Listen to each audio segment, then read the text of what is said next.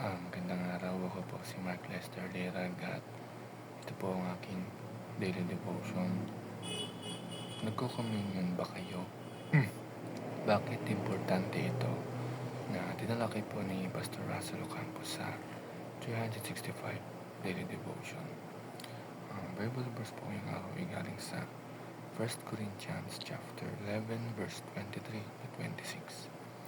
Sabi po dito ay, "For I have received of the Lord that which also I delivered unto you, that the Lord Jesus, the same night in which he was betrayed, took bread. And when he had given thanks, he brake it and said, Take it, this is my body, which is broken for you. This do in remembrance of me. After the same manner also he took the cup, when he had supped, saying, This cup is the New Testament in my blood. This do ye, as oft as ye drink it, in remembrance of me. For as often as ye eat this bread, and drink this cup, yet do shew the Lord's death till he come."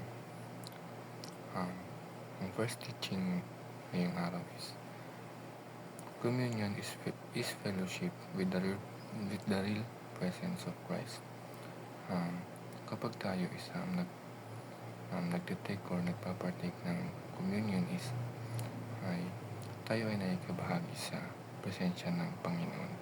At hindi ito nanguhulugan na ang tinapay at alak ay literal na nagiging laman at dugo ng Panginoon, kundi sa pamamagitan ng faith or pananampalataya natin sa Panginoon is tinatanggap natin ang kanyang presensya at biyaya sa ating buhay.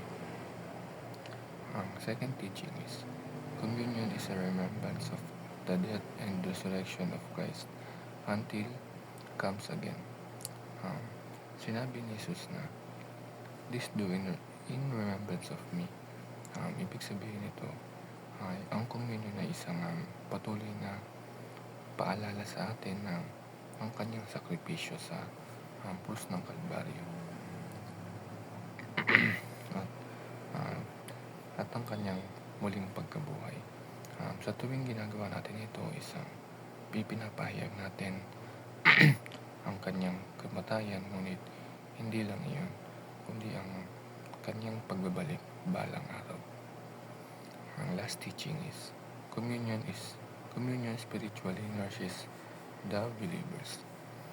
Tulad ng pagkain na nagpapalakas sa ating katawan, ang communion ay nagpapalakas naman sa ating spiritual na buhay. Sa pamamagitan ng pagka-communion is pinapaalala sa atin ng Diyos na hindi natin kayang mamuhay nang hiwalay sa Kanya. Kailangan natin si Jesus bilang ating tinapay ng buhay. Kailangan